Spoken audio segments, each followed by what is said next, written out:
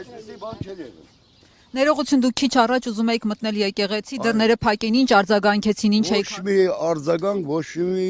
շշուկ անգամ։ Ես զարմանում եմ 73 տարեկան մարդ եմ, որ եկեղեցին իրանք չունեն մի հատ մոմ վառելու։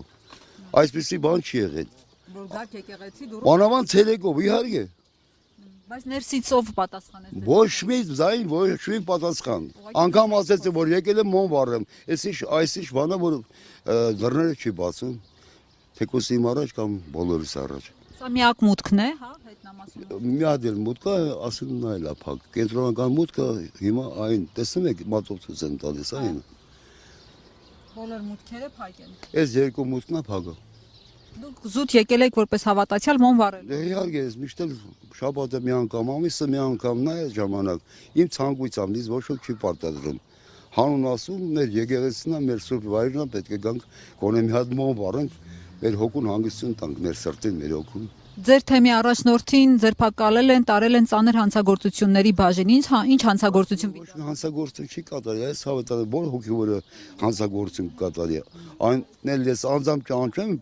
դեր փառեն։ Հոյակա բազմակողմանի զարգացած մի անձնավորություն է։ Նստել եմ այն աթոռին, դրսի աթոռը տեսնում եք, որ ամառային դրածը։ Նստել եմ ժամերով այդ զրուցել եմ մի հոյակա հավատացյալ մարդ է ինքը։ Իսկ Մկրտիչ Սրբազանը, որին նույնպես ձերբակալել։ Իրան չեմ ճանաչում։ Մոտիկ եմ եղել փառի հետ, մի քանի անգամ զրուցել եմ։ Շատ հոյակա դեմք է։ Ինչի հետ է կապում ձերբակալությունը, եթե ասում եք հանցագործություն չի արել։ Դե ես արդեն քիչ առաջ ասացի, որ լրիվ Ալիևյան ծրագիրն է, մուսուլմանական ծրագիրն է, սա Թուրանն է, նույն Թուրանի կրկնությունն է, ոնց որ ասած մոլի այդ Փաշազադեյա կոչում ինչ նորիչեցի անունը։ Սա իր ծրագիրն է, որ Ալիևի գործոնն է, տանում են նեզի կործանման։ Հայաստան առանց հայերի, այսինքն լինում է